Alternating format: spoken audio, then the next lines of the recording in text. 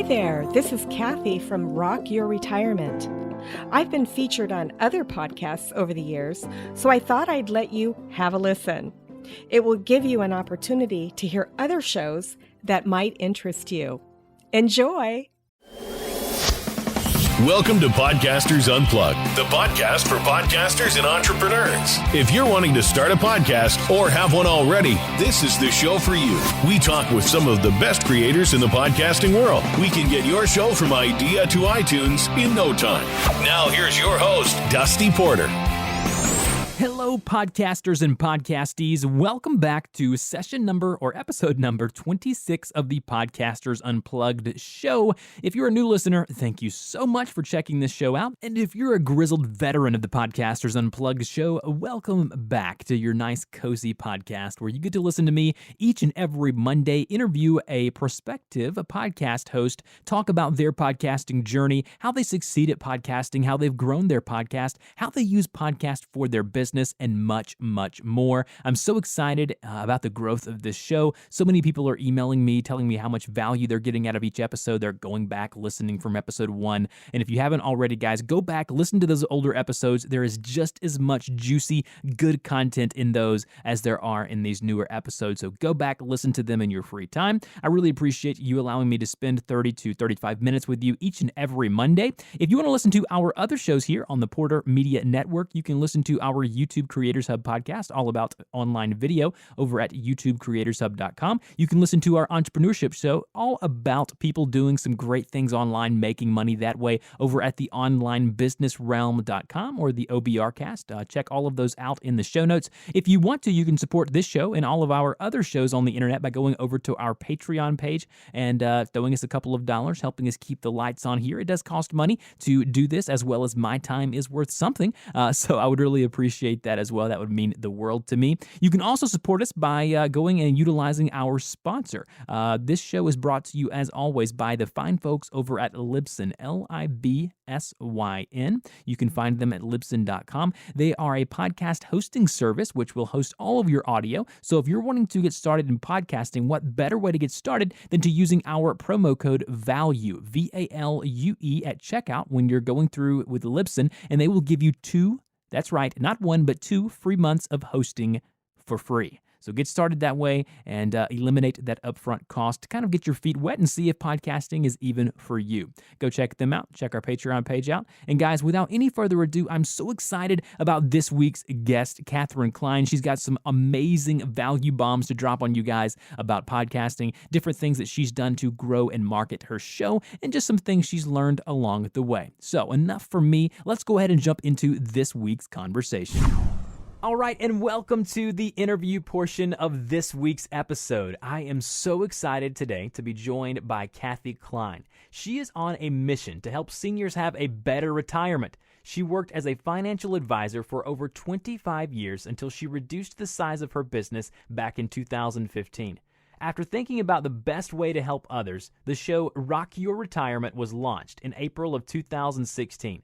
It's not about money. It's not about insurance. It's about how to rock your retirement and other areas of your life. Kathe, how are you doing today? I'm doing great. How are you, Dusty? Fantastic. I'm so excited to chat with you. I know pre-show I wasn't recording, but I should have been. There's so much value there, but you're going to send it to me after the show. So if I see there's something there that I think our listeners would like to hear, I'll definitely throw that into the episode as well. But maybe if you would briefly let our listeners know a little bit about your history and maybe the birth of the Rock Your Retirement podcast. Absolutely. Well, first of all, Dusty, thank you for having me on the show. I really appreciate it. Absolutely. It's a joy to have you on my show, and I really think you're doing some great stuff. I really like to have creators on my shows that are actually making a difference with their content, and over at Rock Your Retirement, you're definitely doing that. Well, thank you. So I wanted to tell you a little bit about how the show was formed, because my show is a lot different than some of the other shows that I've seen and that I listen to. And I'm a big podcast addict. I don't watch TV anymore.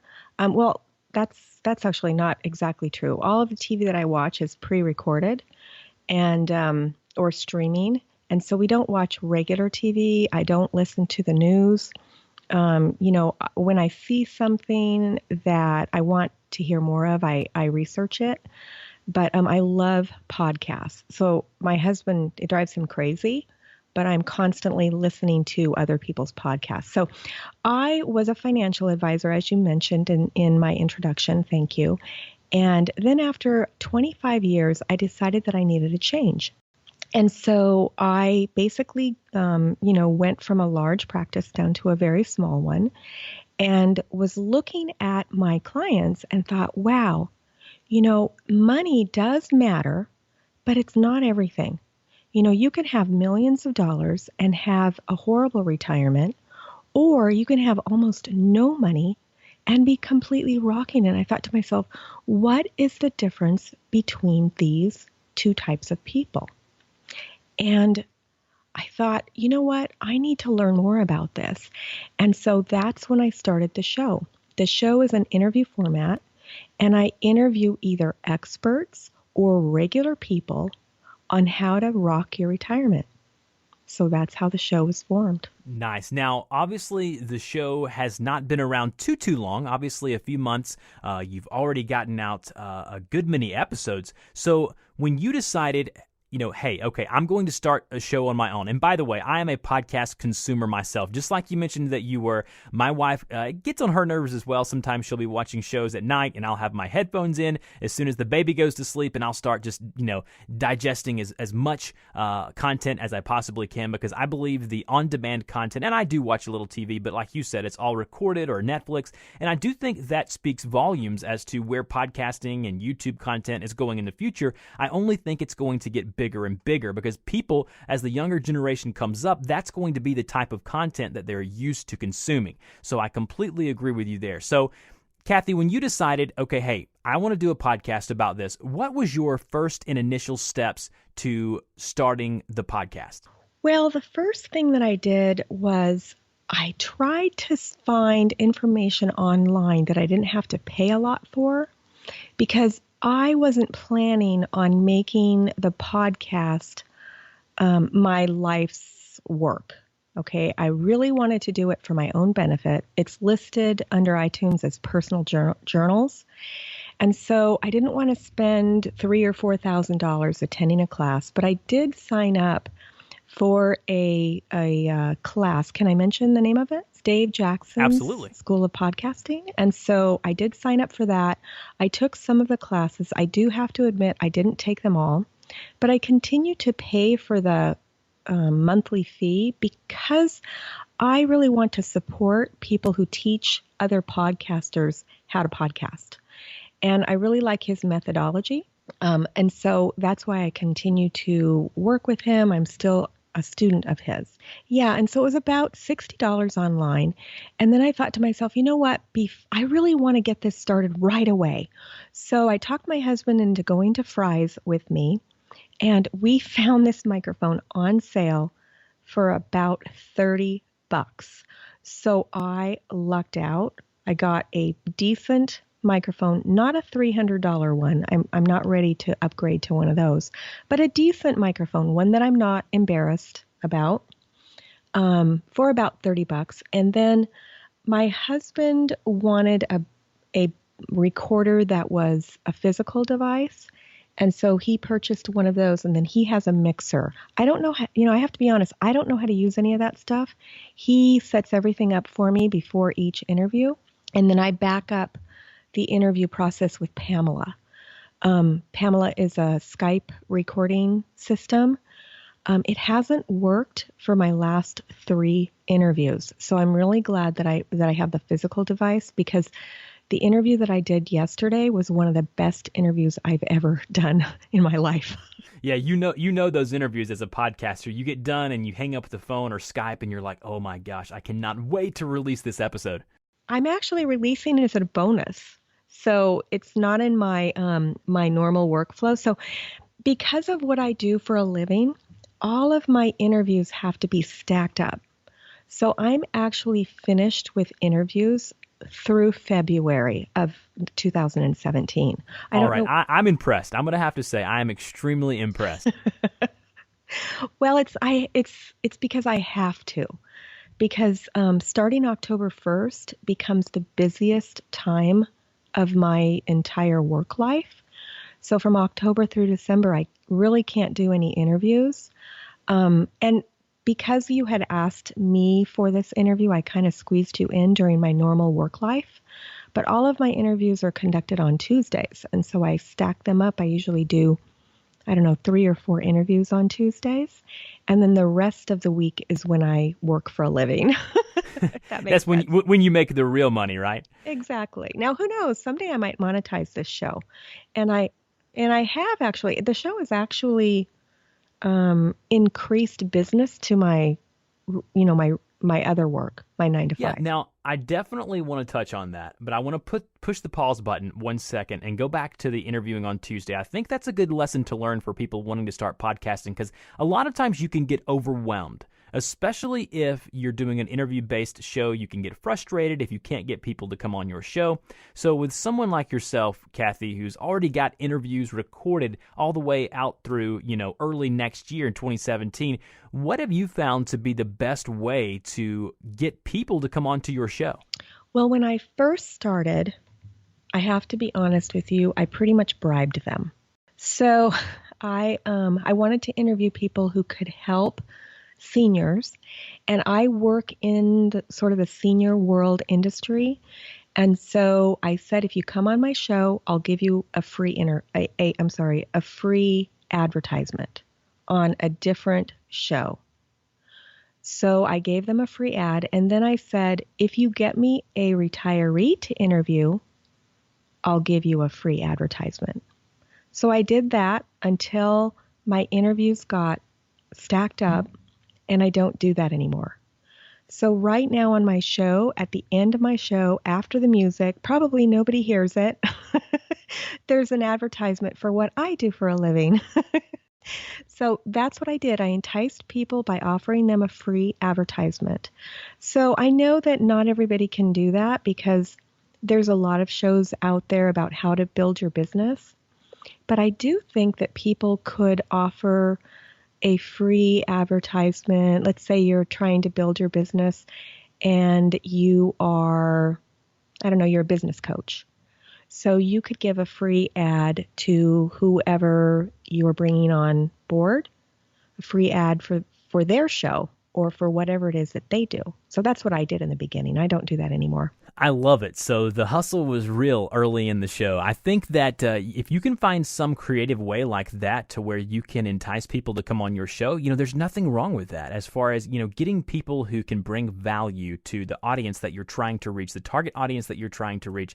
And there's so many different ways you can do that. You can go to sites like radioguestlist.com. You can research them on the internet, send them, cold emails. You can cold call them, however you want to do it. But just like I tell people every episode, it's just a numbers game. You've just got to be persistent with your connections with them, and sometimes get borderline annoying to where you email them and you're like, hey, listen, I haven't really heard back from you, but I would really love to have you on the show. And I've actually got a great post of 20 techniques and tips that I've used to bring people on my show over on the Podcasters Unplugged website. So I'll link that in the show notes as well. But that's an interesting technique that you used as far as utilizing your business to kind of promote their business to get them to bring you guests onto your show. So I actually like that. That's a new one, but I love it. Now, well, thank you. Kathe, you mentioned, briefly there for a couple of minutes ago about monetization and that you are not fully monetizing the show. Have you found, and I know you mentioned earlier that it's kind of brought more business to your day job, what have you found to be the business aspect of the podcast? And going forward in the future, what would you like to do to maybe bring in some money from the podcast? Well, that's a really good question. So over the last month or so, I've really been trying to figure out how I can monetize the show, because first of all, my audience is not your typical podcast audience member. They're older. Okay. My target audience, and you know what an avatar is, right? Absolutely. I talk about it all the time on the show. Yeah. So my avatar is named Marla, and Marla is 62 years old. She has 2 children. She's got 1 grandchild, and she's got a living parent. So that's Marla. So whenever I do an episode, I think, wow, what would Marla like? How can I reach Marla? Well, let me tell you, my Marla doesn't listen to podcasts, and she doesn't have an iPhone. Marla probably has a flip phone, right? And so it's really difficult for me to try to figure out how to reach Marla. And so what I did in the beginning and what I still do is I have live events. The first thing that I need to do is grow my audience. And so working, telling people face to face, having live events. I have a Facebook group, and all of these things are growing the show. And they're also growing the website. I mean, let me get my little notes here. I had a 46% increase in my website hits from last month to this month. And so my website is growing, everything is growing. So I'm thinking, okay, all of this is growing. Things are great. How can I monetize it? The question of the day, right? And to be honest with you, I don't know yet, but I do know that the juices are flowing. And so the juices are flowing, and I know that at some point soon, I would say within the next 12 months, I'll figure out how to monetize it. But when I first started, Dusty, I knew that this was going to be a long-term proposition. I wasn't in this to make money, first of all. I was in it just to provide information. And so that's number one. But then when I see other podcasters, and you know the big names, the big name podcasters. First of all, the biggest name podcaster podcasts every single day. So when you look at him and you think, wow, he, started making money within, a very short amount of time. Yes. Okay. So, but when it's a short amount of physical time, from January to December, that kind of time. But when you take a look at the number of podcasts that he produced, so that means that within that year, he produced 365 podcasts. Now I'm doing a podcast once a week. So that's 52. So what's 52, what's 365 divided by 52? That's definitely 4 or 5 years worth of podcasts. Right. So he did 5 years worth of podcasts. And so, of course, he's going to have 5 years worth of growth. Whereas it's going to take me 5 years to get to where he got in 1 year. Does that make sense? It does make sense, absolutely. And I think you have to think of it as a long-term deal. You cannot get into podcasting, and I say this every episode, but you cannot get into it for the money. It has to be for the passion of what you're talking about, to bring the value, to bring the information to the target audience that you're trying to reach. And then in time, once you've grown that rabid fan base, then and only then can you start monetizing and trying to create a business proposition out of it. Absolutely. Absolutely. So, I didn't start with that thought, but now that I'm seeing my audience grow, the things are starting to jumble around in my mind. What can I do? What can I do? And I know I'll think of something. So one of the things that I started doing to grow my audience and to grow my email list, every episode that I do comes with some sort of freebie. So I'll talk with the guest and I'll say, do you have a freebie that I can give away? Or we need to create a freebie. And if the guest creates the freebie for me, when I say freebie, I mean a lead magnet. Some reason why my listener would want to sign up for my email list. So I create a freebie. Either if the guest gives it to me, then I give that guest a credit for it. If I create it myself, then I don't. And then people sign up for the email list to get that freebie. I'm looking at the freebies and I'm thinking, Kathe, you can do better. So in the future, I'm going to have longer freebies. Right now, they're about 1 page. And I'll give more content. But it's a start. I mean, Dusty, I'm sure your podcasts now they're better today than they were when you started, right? Absolutely. That's just the way that the nature of the beast is. And when you're talking about a lead magnet, I think that's something to definitely touch on. As content creators, we're always looking for a way to keep the audience, to keep the listener in terms of podcast in our ecosystem. When they get done listening to your podcast, you want them to go to your website.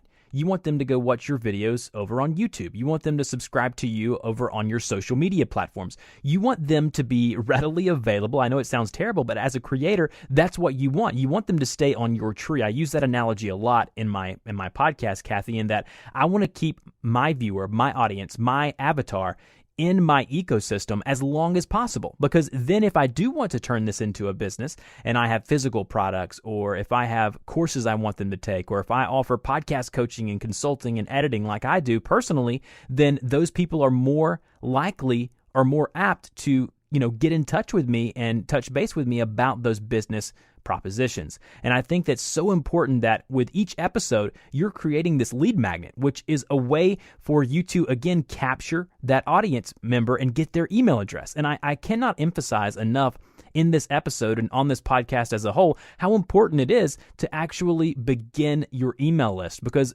trust me, if you do want to monetize your content eventually, whether it be 2, 3, 4, 5 years down the road, you're going to need to have an email list. The power of an email list is so big. And I think one of the ways to do that is to create those freebies or those lead magnets. And that's something that I'm working on right now. I haven't fully implemented it with my shows yet, but I'm working on a process. So can you explain a little bit more, Kathe, as maybe an example of a freebie that you've offered on one of your episodes that have brought you in some email addresses? Okay, so I started offering freebies in August. So it's really a fairly new situation for me.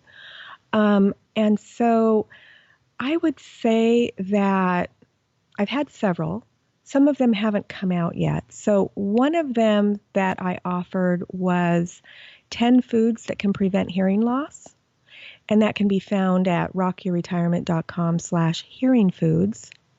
I did another one about harp therapy. So harp therapy is when somebody is, sick or possibly they're dying and somebody brings in a harp and plays for them. And it actually helps them get better or improve, which is really weird. You wouldn't think that.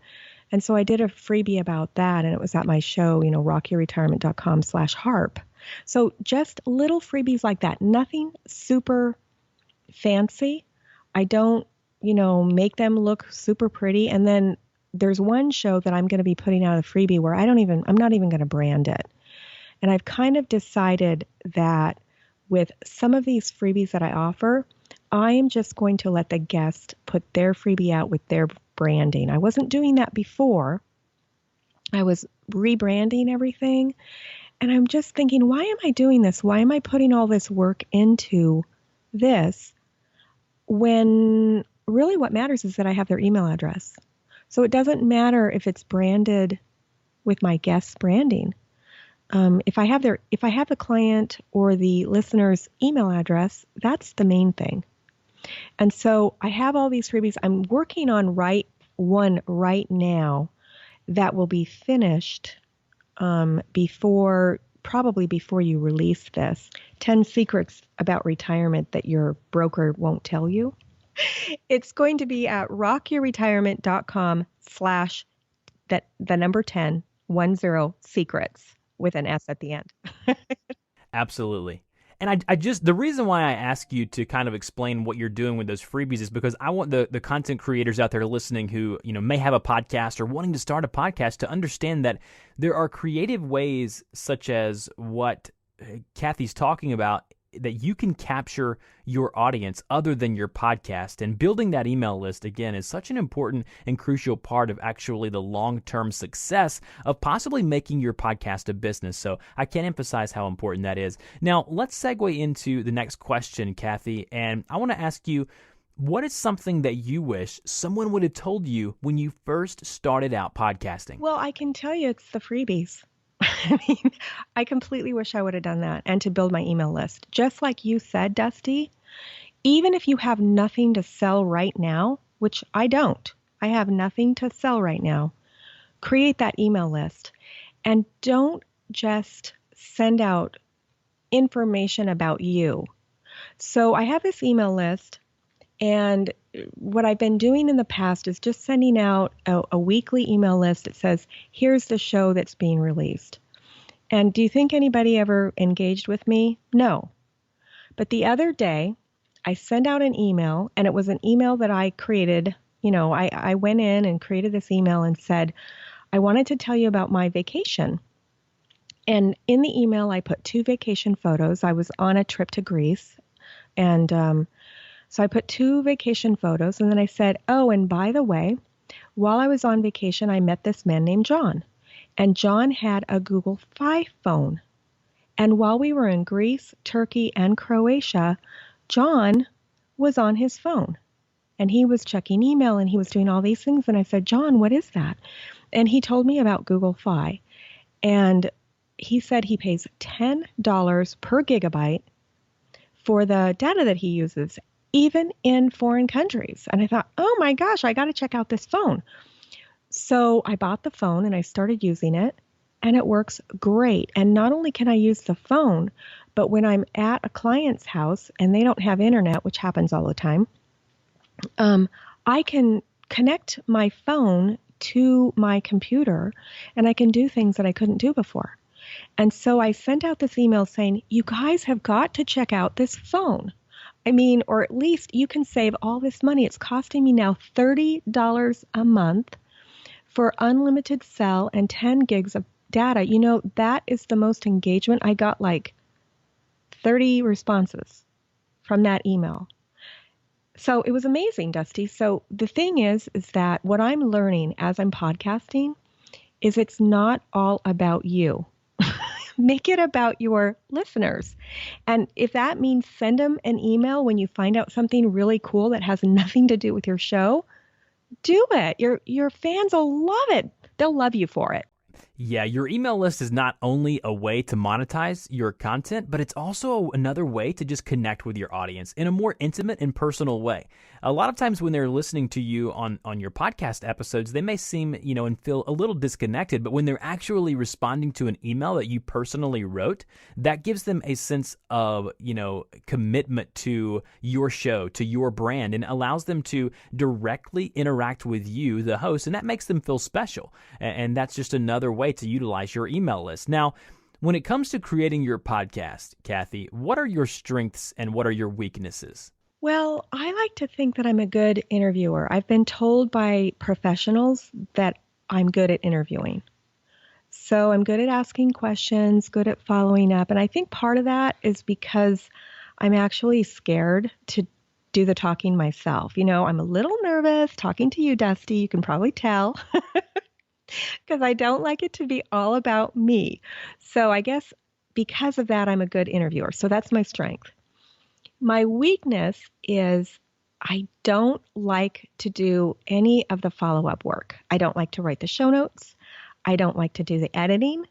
I don't like to do anything except the interview. And so I'm really lucky in that I have an editor. It's my husband. I've dragged him into this. And he's really good at editing. So that's good. But where I fall short is the show notes. I'm really terrible at anything that has to do with follow-up after the interview.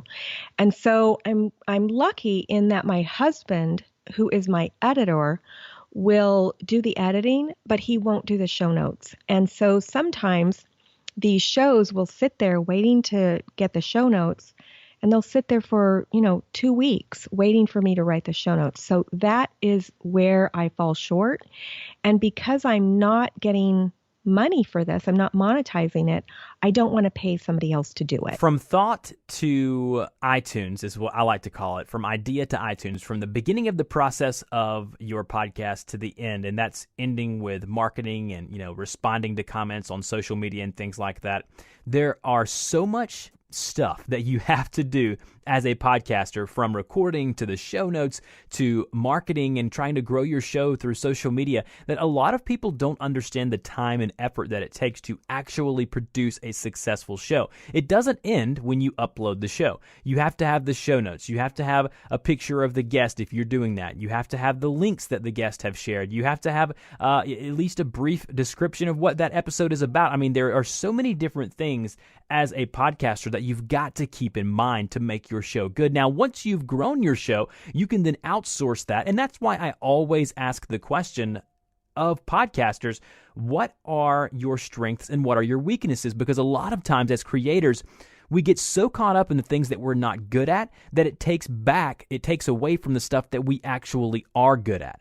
And if we just focus on the stuff that we are just passionate about, the stuff that we know it fits right in our wheelhouse, and then find a way, if we can afford it, to outsource the stuff that we're not so good at, that's when you can create something special. Obviously, in the beginning, you may have to do it all, and that's just part of it. That's where you have to get down, get in that grinding mode, and just hustle, and just really do stuff that you may not, in the end, want to end up doing. So I completely agree with what you're saying there. So in closing on this interview, Kathe, we're getting around 30 minutes, and it's a perfect time to kind of ask this question. What do you see for the future of your podcast, short term and long term? What are some things that you're wanting to do to, grow the show, and some new things you're wanting to add to the show specifically? Well, I've added a Facebook group, and that group is definitely growing. And I would say that for any of your podcasters, all of the listeners to this show, and Dusty gives some really great advice. And so I listen to shows like Dusty's and others. I would either join a Facebook group or create one if there's not one that exists. Now, that being said, Dusty, you know that that's a big project, right? Yeah, because when you first form a Facebook group, you're not going to have any members of that group, and you have to do everything. So if I had to do that again, I would just join and be active in other groups. But I see the show as growing. I'm participating in an event in a few weeks where I was able to get the senior center who puts on this event where 1,000 seniors come, and I am going to be the podcaster in that event, and I'm going to be interviewing people.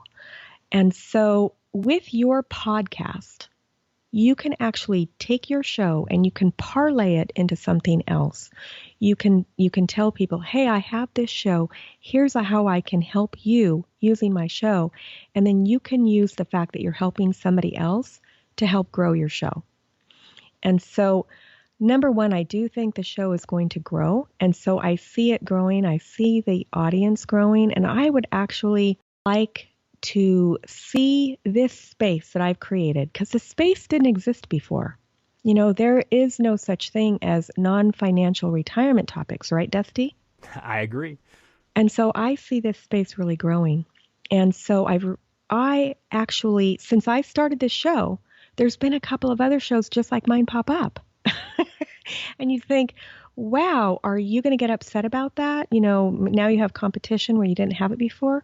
No, I've actually reached out to those other podcasters and said, hey, why don't we work together? Why don't I interview you so that you can be on my show? Let's talk. Let's collaborate. And so I've done that. And now I have a couple of other people who are doing what I do. They're actually in my Facebook group. So I do see this space growing, but I can't grow it by myself. I'm just one person. I don't have a staff of 50 people. So I'm growing my space by reaching out to other people who are in my space and saying, let's all do this together. Because this is important information. It doesn't matter if I'm the one that gives the information. I want the information to get out there. Absolutely. And there's just so much growth potential there in podcasting. And I believe, and I say this every episode, it seems like, but podcasting is going to continue to get bigger and bigger. And people ask me all of the time, is it too late to get into podcasting? No, it's never too late. If you have a voice, if you have a message you want to share, it's never too late to start creating content. You just have to do it. A lot of people are talking about it, but very few actually act on those words. So in closing, Kathe, where can people find you online if they want to connect with you? They can go to rockyourretirement.com, and all of my content information, all the ways to contact me is on that website, rockyourretirement.com. rockyourretirement.com, Rock Your Retirement podcast over on iTunes and other places that you can take care and listen to your podcast. I would highly recommend you go check her out. Even if you're not close to retirement, go listen to the content and you can take some of the value that she shared today in this podcast and kind of see what she's doing. Definitely go check out her website, check out those lead magnets, the freebies that she's giving away. Kathe, again, I would like to thank you so much for joining me on the Podcasters Unplugged show. And guys, you have been unplugged once more here on the Podcasters Unplugged show. And until next time, see you later. Bye.